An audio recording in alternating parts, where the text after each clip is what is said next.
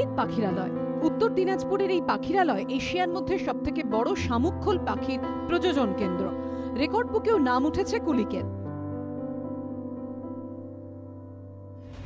কিন্তু কতদিন আর এই মুকুট মাথায় থাকবে তার? চিন্তায় বন দফতর ও পরিবেশ কর্মীরা।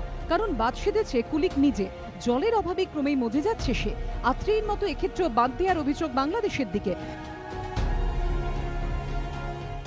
মেইন কারণ যেটা আছে, কুলিক নদীর সোর্স হচ্ছে বাংলাদেশে। সে বাংলাদেশের যে মেইন সোর্সে আমরা শুনেছি সেখানে একটা করে একটা বাঁধ দিয়েছে, জলটাকে আটকে দিয়েছে বাংলাদেশের ঠাকুরগঞ্জ একটা জায়গার মধ্যে, যার জন্য কুলিক নদীর জল প্রবাহটা যে আছে সেটা ধীরে ধীরে কমে গেছে। কুলিকের একটা অপর সাইডে আমরা বিশাল একটা জলাভূমি তৈরি করেছি। জল এতটাই কমে গিয়েছে নদীতে যে তার বুকে জেগে ওঠা চড়াই শুরু হয়েছে চাষবাস।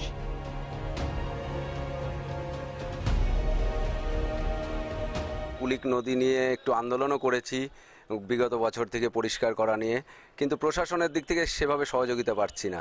বন দপ্তর থেকে হয়তো কিছুটা কৃত্রিমভাবে জলাশয় সৃষ্টি করছে, কিন্তু সেটা কিন্তু সঠিক হচ্ছে না।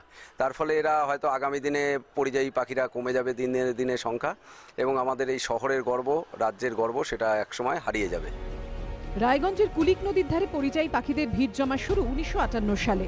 পাখিরা যাতে বাসা বেঁধে ডিম পেড়ে বাচ্চাদের নিয়ে ফের ঘরে ফিরে যেতে পারে, তার জন্য তৎকালীন বন দফতর নদীর তীরে গড়ে তোলে কুলিক বনাঞ্চল। আরও ভিড় বাড়ে পাখিদের। জুন জুলাই মাসে আসা, ডিসেম্বর জানুয়ারি নাগাদ ফিরে যাওয়া। পাখিদের টানে কুলিককে ঘিরে ভিড় জমতে শুরু করে দেশি বিদেশের পর্যটকদেরও। বন দপ্তরের পরিসংখ্যান বলছে গত বছর এসেছিল 93,000 পরিযায়ী পাখি, কিন্তু সংখ্যা ক্রমেই কমছে। নদীতে জল কমে যাওয়ায় কমছে গুগলি, শামুক মাছের পরিমাণ। খাদ্যের অভাবে ভিড় কমছে পাখিদের। এভাবে চলতে থাকলে সেরার শিরোপা কি বেশি দিন ধরে রাখতে পারবে কুলিক? চিন্তায় পরিবেশ কর্মী থেকে বিভিন্ন মহল।